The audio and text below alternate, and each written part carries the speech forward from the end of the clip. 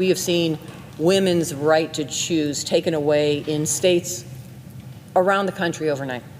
Less than 3 weeks ago, the Supreme Court explicitly overturned Roe v. Wade, depriving women of a right they held for 50 years. As a result, in 18 states, abortion is either effectively banned or will be within 30 days. Radical anti-choice policymakers have been emboldened by the Supreme Court decision, and it's this court, and its shocking disregard for precedent.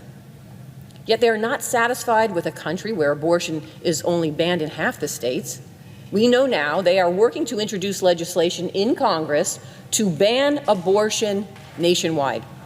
And until they can pass it, they want to stop women from traveling for critical care and to punish people who support these women.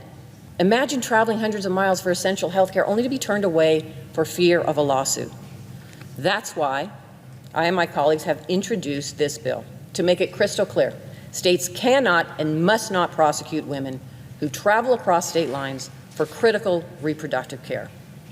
Our legislation also protects healthcare providers in destination states and anyone who helps women travel for the care they deserve, from businesses to taxi drivers to doctors. Today, we're calling to pass this legislation. Is there objection? I object. I come back to the most basic thing. There's a child in this conversation.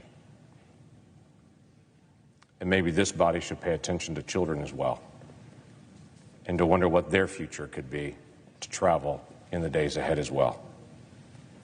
I look forward to the day when we're talking more about that little girl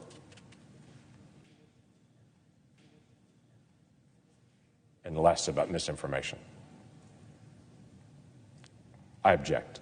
That was Republican Senator James Lankford from Oklahoma blocking passage of a bill put forward by Democratic Senator Catherine Cortez Masto from Nevada called the Freedom to Travel for Healthcare Act. That bill would protect Americans' right to travel across state lines to receive abortion care and protect the providers who care for them, all as extremist theocrats continue their assault against reproductive rights in this country.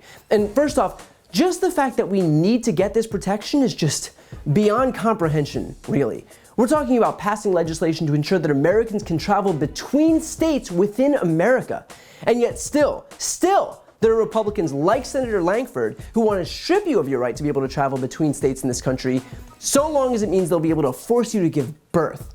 I mean, I'm sorry, but this is so depraved, so insane, so dangerous, so overbearing that I'm not even sure I have words that can adequately describe where we are as a country. This all comes in the immediate aftermath of a 10-year-old girl having to travel from Ohio out of state to Indiana for an abortion.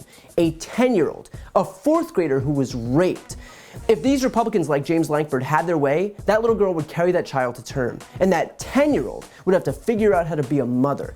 And if you think to yourself, there's no way, this must be an outlier, no one can defend this, just consider what the National Right to Life Committee's general counsel said about this very case. Quote, "She would have had that baby, and as many women who have had babies as a result of rape, we would hope that she would understand the reason and ultimately the benefit of having the child." The benefit of carrying her rapist baby to term. We're talking about far-right Christian fundamentalists imposing government-mandated pregnancies. Fuck these people. Here's the thing, these Republicans, like Senator Lankford, are doing this because they don't think they'll be held accountable. They're relying on gerrymanders to do the heavy lifting for them in the House. They're relying on voter suppression laws to deter communities of color, for example, from casting ballots. They're relying on Joe Biden's low approval ratings to keep people at home. They're relying on worldwide inflation, worldwide high gas prices to stifle turnout. They don't think they'll be punished for forcing people in this country to give birth against their will. They don't think they'll be punished for subjecting 10-year-old rape victims to motherhood. I beg of you, do not validate their strategy. Do not reward them for imposing the most Christo-fascist, dangerous views on the planet on American citizens. I should remind you too, just how unpopular this position is. In overturning Roe, we're talking about a position that 70% of Americans oppose. 70%. These Republicans aren't in office to represent Americans. They're there to impose their religious beliefs onto a country that overwhelmingly does not want it.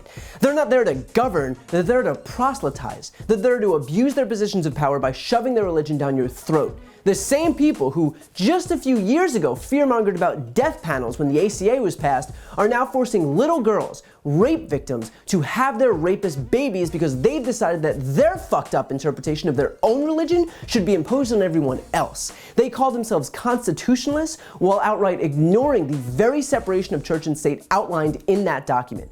They're not interested in democracy, they are interested in religious fundamentalism. So for those watching, this isn't a job for someone else to take care of. This requires all of us. I've said this before and I'll say it again. Find people in your circle, your friends, your family, your neighbors, someone who just turned 18 or 19 or 20 years old, someone who doesn't pay attention to politics, someone who considers themselves more in the middle. Find those people and make sure that they know the stakes in November.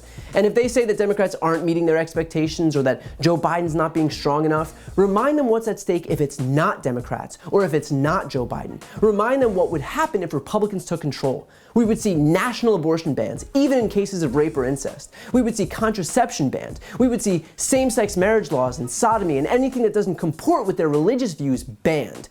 We watched The Handmaid's Tale and saw a work of fiction. They watched The Handmaid's Tale and saw a blueprint. So I am here, sick to my stomach, begging you to make sure that you get involved, that you persuade as many people as you can to vote, that you explain the stakes, and that we strip the GOP of the power that they've abused to the nth degree.